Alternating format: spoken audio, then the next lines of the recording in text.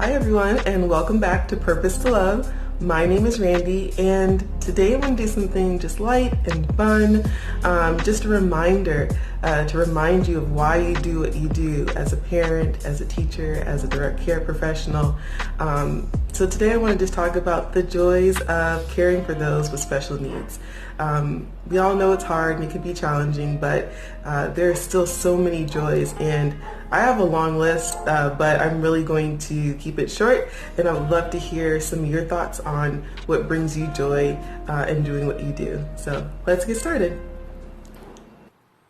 So first off, I just want to put a little note or disclaimer out there. There's a lot going on outside right now. There are dogs, there's children, construction, lawnmowers or something, so please, bear with me as we get through the video. But I really wanted to take the time today to just talk about and focus on the joys of caring for those with special needs. As a person, a parent, teacher, direct care professional, someone who is purposed to love this group, this population of people, it's always important to remember the joys of it. It is hard. It is a lot sometimes, but there are so many joys. And I have a long list. I'm not going to go into everything, because I'm sure you have some things that stand out to you, and I would love to hear from you and read from you what those joys are. But I've kind of condensed it as best I could, but there's so many. And so I wanted just to share those with you today.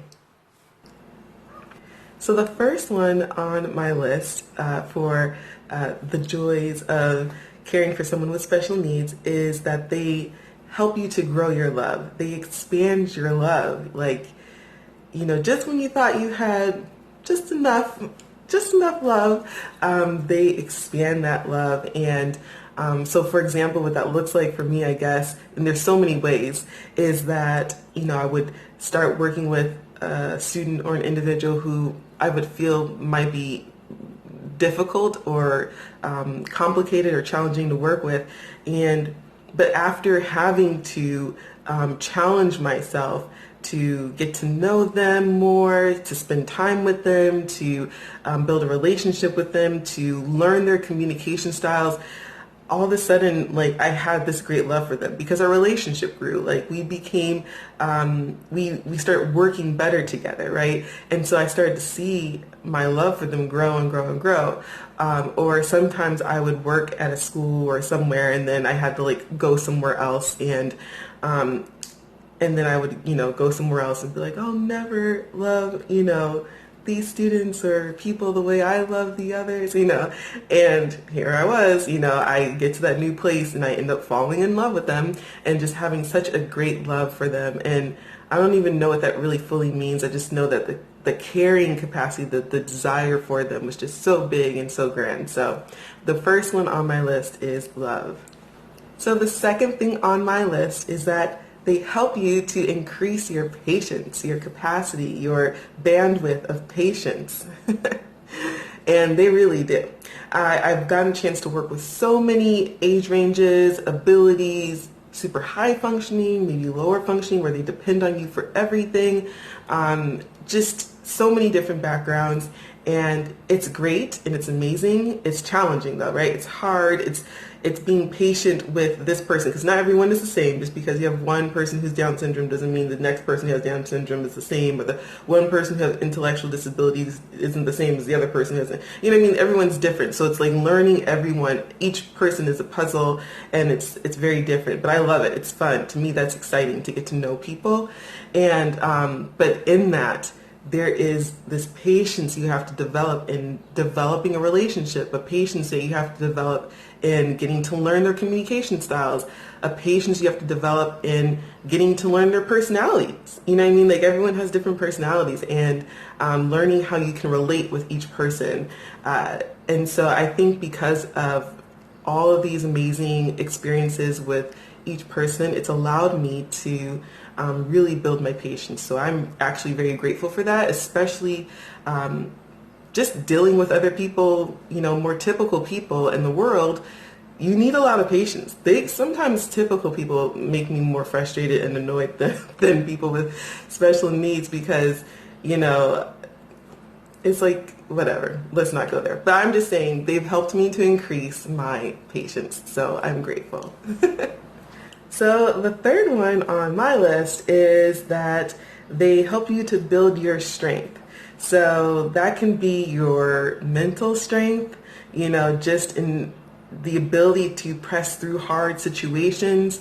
I've had individuals who have like lots of medical needs, and I've had to go through a death of one of my individuals I worked with, and just going through all those things, they really build your mental strength if you allow it to build it up and not kind of break you down, and just kind of going with the flow, going with the process, pressing through, pushing, you know, pushing on, pushing forward. It really helps.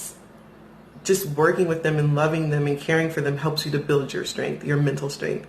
They help you to build your physical strength. If you have worked with or have a loved one who has physical disabilities that require them to be lifted or transferred or any of that, or maybe changed, toileted, it's physical work. It's hard. It really requires you to be in shape. That's for sure. Like, definitely requires you to be in shape and to be on your A game when it comes to working with those with special needs.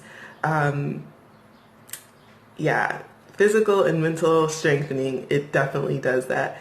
I think for me personally, it also has strengthened my spiritual relationship. I feel like I really had to call on God a lot in a lot of situations because it was really challenging.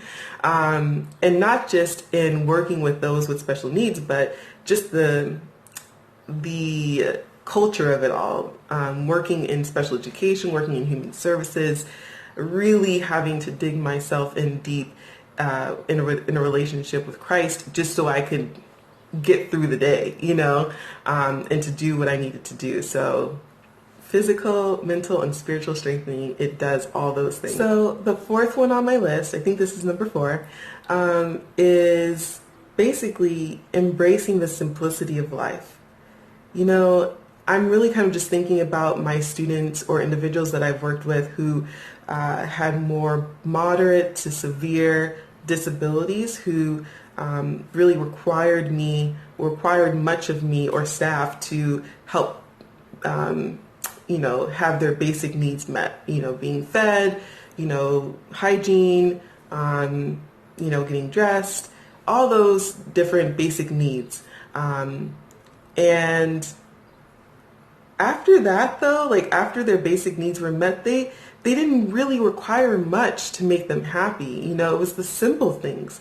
It was sitting in the sun, you know, on a really nice day. It was eating some ice cream. You know, it was watching one of their favorite movies, listening to their favorite song. It was sitting with them and just holding their hand. You know, like those simple things. They would have so much joy and their smiles would be so big. Like there wasn't much that they needed to be happy. And for me, that was a joy. And it was a good reminder. It was a life lesson. Like, Randy, like, find things in life that simply bring you joy. Like, it doesn't have to be complicated. I think we put too much pressure on ourselves as humans to, we think that certain things will bring us joy, and really that may not be the case. I mean, it might help, but it's not going to really give you joy and fulfillment. When I would look at like my student or an individual I was working with, if I just spent a little time with them, hanging out with them, you know, they would be so happy. They didn't care about anything else. And I was like, wow, I want that kind of joy. Like, there's not much that made them happy. So yes, simplicity of life, like just really embracing that. That would be my fourth one. So the fifth one and the last one that I have, I'm going to leave it at 5 because I do have others and I don't want to keep you long because the video is going to get really long if I go through everything. But the fifth one I have has been really precious to me and encouraging to me as a provider, a caregiver. And so the fifth one I have is they are affirming and encouraging human beings. Now, not all of my students and all the individuals I worked with were like affirming, and like doting on me, but I had so many that and that was encouraging to me. That was helping me to, do the hard work, because it's hard, but I do what I do, and I did what I did for them, like I had a job because they are who they are, and I could care for them and love them and teach them or whatever. So they were very affirming, and I have some funny stories. Like I had one adult client of mine, he had Down syndrome, and but he was really silly and super sweet, and the way he would show that he liked you or, interesting you or whatever, he would say certain things, and it was really mostly to women. He would never say this to men, but whatever. So he would like talk to me sometimes, and when we started getting like a good, like rapport going, like he would be like, "Hi, Randy, hot babe." And I was like, "Oh my gosh, I am a hot babe. Thank you." You know what I mean? Like, they're so affirming and encouraging, because like sometimes you roll up to work and you don't feel your best, you don't look your best, but he thought I was a hot babe. You know what I mean? And so that was just great. I would have other students just like, I would sit with them and be with them, and they would just smile and get all excited. And if they were nonverbal and they couldn't speak back, they just wanted to be near me, and that was affirming, and that encouraged me, like wow, they love my presence, they love being with me. I had another student when I was working in the secondary school, and he only came to our school for summer school. And I remember it was so funny. He was so silly. But we were like walking out the door, we were about to go somewhere. I forgot where we were going. We were about to walk out the door, classroom door, and he turned and he stopped and he looked at me. He said, "Miss Randy, you are gorgeous." And he did that, and I was like dying laughing. I was like, "Oh my gosh, thank you." Like, you feel so special. Like, you know what I mean? Like, they're so sweet and affirming. And I've had other students who were like high functioning, really able to do everything without me, just really needed more like mental support. Just like things that they said. Like, one of the students was just like, "Oh, I really appreciate you, and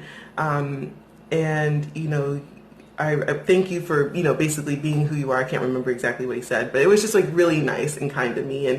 And another young woman said the same thing. And you can't pull that out of them. Like, it has to be natural and unique and genuine. And when it is, it just feels so good. Like, okay, I'm doing the right thing. I know what I'm doing, And again, like, even for my nonverbal students or students who really couldn't verbalize, like if it was like they just wanted to hold my hand or they wanted to like be on me somehow, some way, there was always something that showed me that they appreciated me and cared for me, and it was affirming to me. So that is my last one. So that is all for now. I have more to my list, but I want to stop here and allow you to share your joys in caring for someone with special needs. And if you have any, please leave a comment below, and I would love to read from you. And I hope this was encouraging and just a great reminder as to why you do what you do and why you are purposed to love. So I will see you soon. Please share, like it by hitting the thumbs up button, and subscribe if you haven't subscribed. Hit the subscribe button on the side there. And I appreciate all your views and all your support. So thank you so much. Again, remember, you are purposed to love, and I'll see you next week. Bye.